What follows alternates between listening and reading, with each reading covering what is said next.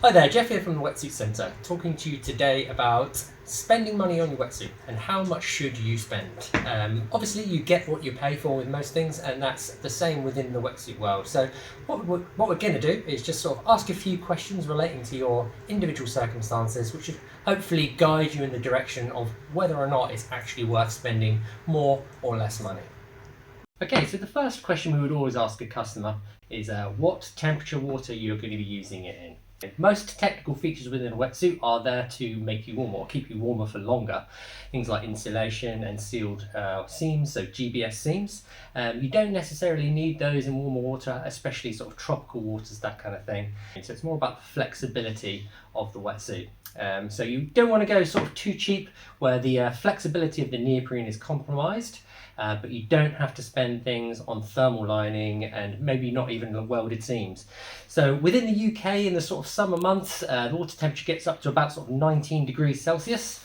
And what we're finding, especially in the last few years, people are kind of happy with a good quality flat lock wetsuit. So something like this, which has got what we call a flat lock seam. The flat lock seam is basically where two pieces of neoprene are butted up together and sewn the whole way through. So the seam does bleed in water, which you don't want in cold water, but in sort of warmer temperatures, it doesn't really matter. It's really comfortable, it's really robust. It's more about the quality of neoprene. So you want super stretch neoprene. So that's where you want to sort of focus the money on, and you can get that for in sort of lower entry level wetsuits. So for a sort of summer wetsuit, for a good quality 3-2, you don't have to spend too much money. Of course, you can spend lots more money than 185 to 120 pounds, and as you do, you start to get really sort of more impressive neoprene and things like lining. You might want to start considering that sort of 3-2 market if you're then using the water in colder water as well. So a lot of people in sort of Southern Europe will spend more money on their 3-2 because they can use it all the way through the winter.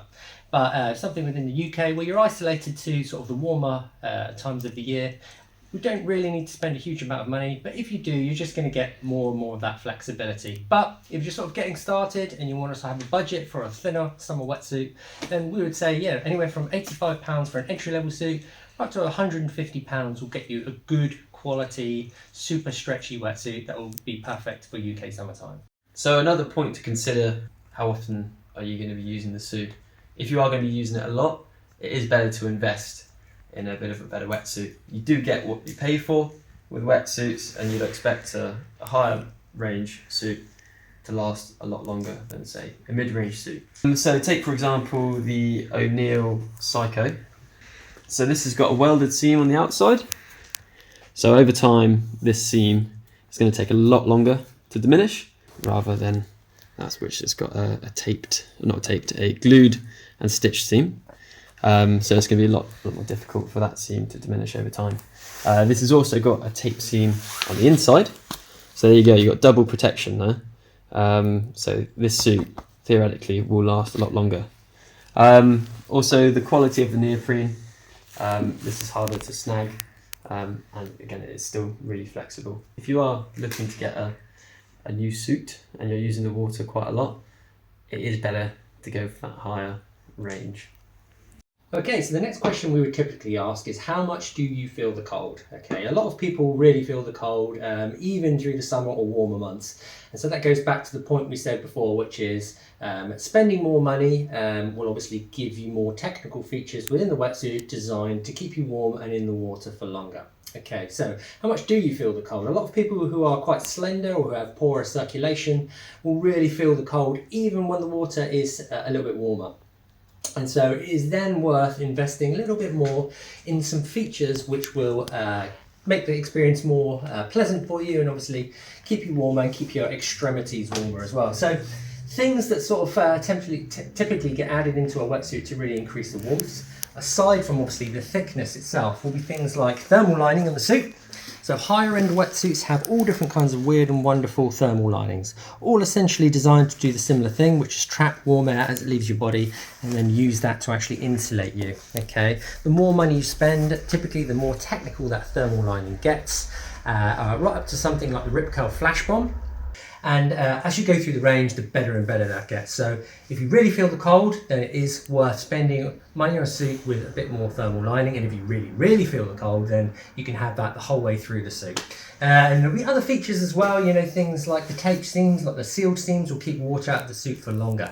But obviously the thickness of the neoprene is one of the sort of typical things which will keep you warmer. But the thicker the neoprene that you go, typically that will be then into a winter wetsuit, which are harder to construct and a bit more expensive because the seams are sealed. So yeah, it's a good point to say basically is if you do feel the cold quite a lot, then you are going to be looking at suits with technical features to keep you warmer. If you don't feel the cold as much, then you can lose some of those features and save money and concentrate more again on the flexibility. Okay, another question we'd asked is how important is flexibility to you?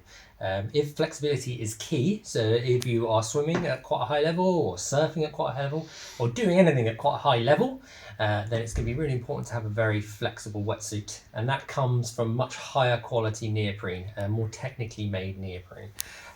So if that is quite important, and it could be down just to the sort of your mobility, if you need a more sort of flexible suit due to sort of mobility and or you need a thicker wetsuit in the winter, it's nice to have that flexibility. Then it's key to have really high grade neoprene. Something like this is the Rip Curl E-Bomb. They use the E7 neoprene throughout the suit, which has just got unparalleled stretched.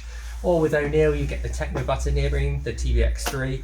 But obviously that comes at a cost. The more money you spend, the higher grade the neoprene becomes and the more flexible it comes, but definitely worth considering when you're thinking about your budget. Okay, last thing to mention would be brand. Now, brand is actually quite an important thing to certain people, be that because of the brand ethos or some of the team riders or just how you align yourself with a certain brand. We all do it, and it might be down to the sort of the fit of the wetsuit as well. You might know a certain wetsuit fits better than another. Obviously with some brands you are kind of paying for the name a bit, and that's not just the name, you're paying for the technology that they use and the money they've put into the research and development of that technology and the money to patent it exclusively for their brand. So O'Neill with the Techno Butter 3 neoprene, for a long time that was exclusive to them, and obviously you had to pay for that, and O'Neill are known as like a premium brand, so it'll be quite important for some people to have O'Neill as that brand. So if that's important to you, then by all means it's worth spending a little bit more money because the suit's going to fit really well, the suit's going to last a long time, and you're going to get good value for money. So some people will be really aligned with Rip Curl, and that might be for a number of factors, but Rip Curl, again, they're a premium brand, and again you are paying for the name in a certain way because of things like the E7 neoprene and some of the lining, the flash dry lining on the flash bomb, that kind of thing. Whereas with something like Seaskins, who are a lesser known brand, UK brand, they're kind of a little bit more, or the sort of more entry level, the sort of more value for money. So you might not pay as much for an equivalent wetsuit, or you might just like a wetsuit that's specifically British made. And then you come right the way through to XL, who are again quite a premium brand and quite known to be quite an expensive brand. And that's because, again, of the technology which is exclusive to them, which is used throughout the suit. Something like the dry lock is all singing, all dancing. It's got a really good reputation. It's known to be one of the warmest wetsuits in the world. That's why we send so many of them to the North Sea, up to Scandinavia. And it's important for some people to have XL for their winter wetsuit. So brand is another thing. A lot of people come in asking specifically for a brand of wetsuit, and there's no sort of a harm in that, as long as you are sort of paying more for that brand and you're happy to do so.